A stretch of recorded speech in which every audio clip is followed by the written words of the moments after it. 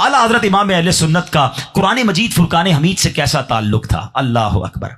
अभी आपका बचपन है, चाइल्डहुड है, उम्र कितनी है? सिर्फ 4 साल। अब जरा देखिएगा कुछ लोगों को किस तरह बचपन से सेलेक्ट कर लिया जाता है। कुछ औलिया ऐसे भी गुजरे हैं जो मादरजाद वली हैं, ये भी याद रखिएगा। औलिया किराम की बहुत सारी किस्में हैं। कुछ औलिया वो हैं जिन्होंने अपनी लाइफ गुजारी और गुनाहों भरी जिंदगी गुजारी थी, मगर किसी एक लाइफ में ऐसा टर्निंग पॉइंट आया कि उन्होंने तौबा की और अल्लाह ने विलायत का मर्तबा अता फरमा दिया। जैसे हजरत फुज़ैल बिन इयाज़, तौबा से पहले आप बहुत बड़े डाकू थे, मगर तौबा की, अल्लाह ने बहुत बड़ा वली बना दिया। हजरत जुनैद बगदादी के बारे में आता है पहलवान थे।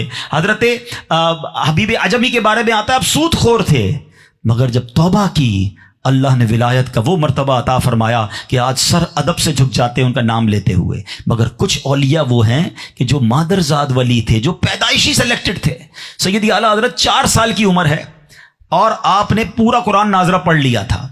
बचपन शरीफ का वाकया कि एक कारी साहब ने, वो आपको पढ़ाने आते थे घर पे कारी साहब, तो उनका हाफजा बड़ा मजबूत था।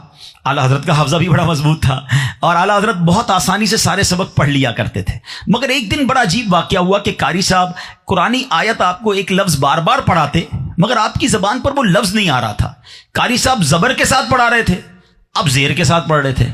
अच्छा, आपके दादा जान मौलाना रजा अली खान साहब वो करीब बैठे देख रहे थे कि ये हो क्या रहा है। जब ये पढ़ा रहे हैं तो वो जबर कह रहे हैं, ये जेर बार बार जेर कह रहे हैं, हालांकि ऐसा करते नहीं थे, बिल्कुल फौरन रिपीट करते थे, ब्रिलियंट स्टूडेंट थे। तो आपके दादा जान जानते थे कि ही इज स्पेशल। तो आपने कहा कि एक और कुरान का पुराना नुस्खा मंगाया जाए।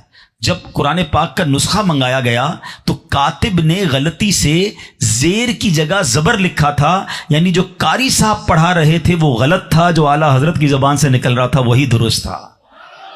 यानी अल्लाह करीम ने बचपन से उनको गलती से इस तरह महफूज रखा। अल्लाह अकबर।